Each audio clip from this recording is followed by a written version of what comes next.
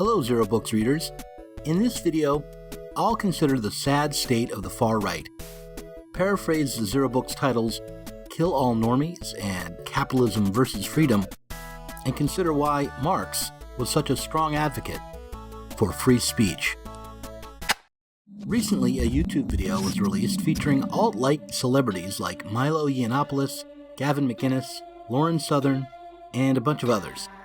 But rather than describe it for you, I'll just let you take a look.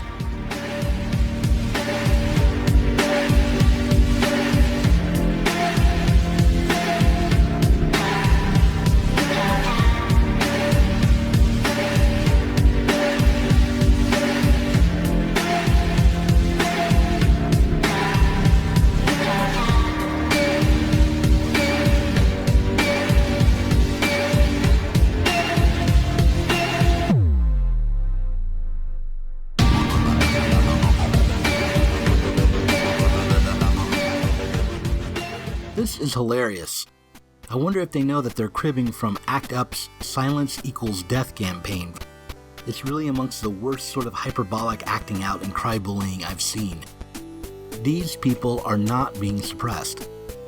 They have not been censored in any significant way. Instead, they are the very far right who, as Angela Nagel pointed out in her book, Kill All Normies, took advantage of the relatively newly developed call-out culture, which was itself the product of an unregulated and ever-expanding new media. These poor, silenced victims have used the worst of their detractors to propel themselves into prominence. But this tactic is wearing thin. Their main approach to self-promotion has been to provoke largely incoherent and contradictory expressions of outrage and rely on the Streisand Effect to spread their right-wing memes and messages. Only, unlike Streisand, who actually did try to use the legal system to suppress photographs of her house that she thought violated her privacy, she lost the case and had to pay the defendant over $100,000 to cover his legal fees. The outrage generated online and on college campuses never truly aims to stop these ideas from being heard in the larger marketplace of ideas, but are always only symbolic expressions of disapproval. This call-out culture has helped left-wing and right-wing figures alike, and while online mobs can do real damage to everyday people who aren't in the media game, for YouTubers and online pundits, outraged tweets calling for their head are manna from heaven. There's one case where outrage did hurt an alt-right figure's career, but even then, the outrage didn't come from the left, but from the right. Milo wasn't brought down by his political and ideological enemies, but by the Republican Party. His comments about young boys enjoying sex with older men did him no harm until conservative Christians caught wind of them. I was very definitely the predator on both occasions. As offensive as some people will find that, I don't much care. If anything, it is the left who is suffering under today's bipartisan abandonment of free speech and free thought. It's unfortunate and tragic that I have to teach this committee the basic principles of Americanism. That's not the question. The question is, have you ever been a member of the Communist Party? And this makes sense, given the political character of the arguments against free speech. For example, in his essay for the Washington Post entitled Free Speech Absolutists Aren't Protecting Democracy, Professor Jason Blakely cites the one-time Nazi Carl Schmitt in order to argue that democratic societies must use the power of censorship in order to protect democratic values from the enemies of democracy. Quote, liberals, according to Schmitt, made the mistake of thinking every enemy of democracy was basically just another, slightly crankier liberal friend. For this reason, Schmitt thought liberal democracies would be too weak to defend themselves when compared to authoritarian societies.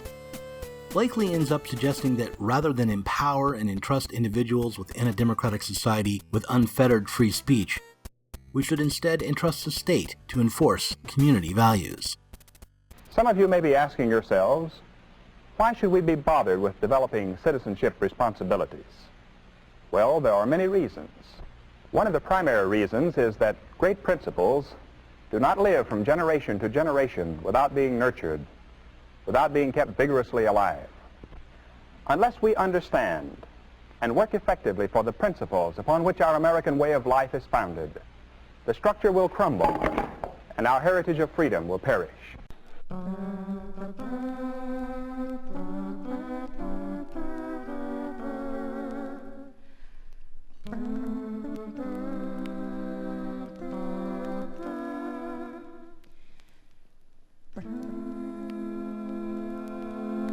Right-wingers like Gavin McInnes and Sargon of Akkad might point to neo or cultural Marxists as a source for the new censoriousness, but the best refutation of Blakely and Schmidt comes from Marx himself.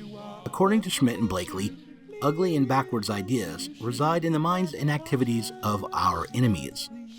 Racist ideologies come from the outside, and a democratic society must develop antibodies against foreign notions from the KKK or Kekistan. But Marx, writing back in 1842 in response to the proceedings of the 6th Rhine Province Assembly, argued that the bad and backward ideas that appear within a given society are themselves the products of that society. He wrote, quote, "Does the speaker think that the national defects of a free press are not just as much national defects of the censors? Are the censors excluded from the historical whole? Are they unaffected by the spirit of a time?" According to Marx, speech and ideas are themselves inherently social, and therefore the degree to which the results of expression fail to bring progress for the whole of society is the degree to which speech is held back by the ruling ideas and material basis of that society. For Marx, the way to combat bad ideas isn't to rely on state censorship, but rather to struggle to change the social relations and material basis of society. In his book Capitalism versus Freedom, Professor Rob Larson argues that, far from the free marketplace of ideas under capitalism providing an invisible hand to ensure that everyone has the right to free expression, the tendency for the power of capital to accumulate creates institutions of power that directly penalize those who express unpopular ideas. And these same institutions place limits on what ideas can be heard and who can speak. Today we live in a world turned upside down, as in a camera obscura, a world where the most shallow and ugly ideas are disseminated by half-witted attempts at censorship. Meanwhile, the task of developing the ideas necessary to truly liberate society is stymied by a capitalist system that stifles and censors reflexively, mechanically, automatically. What it doesn't take away from is the very categoric, extensive work that Marx has, and time and effort, and that Marx has devoted to freedom of the press. That Ken, I think, has obviously telescoped and come together and filtered into both the Communist Manifesto, where there are no names or places, it's more generalities, and Das Kapital itself. So without Marx the journalist and the kind of engagement that he had as a scholarly journalist, there would not be, I think, the Communist Manifesto or Das Kapital. As we know, Marx the economist, he said. Thanks for watching this Zer0 Books video. If you enjoyed it, then you should click on that like button and help us placate and or manipulate YouTube's algorithm. You might also click subscribe because YouTube sometimes tells our subscribers when we put up a new video. The books Kill All Normies and Capitalism versus Freedom were featured in this video. Go buy them online at your local bookstore or check them out from your local library. Finally, if you're not a patron of our insider podcast called Inside Zer0 Books, you should be. Support us on Patreon today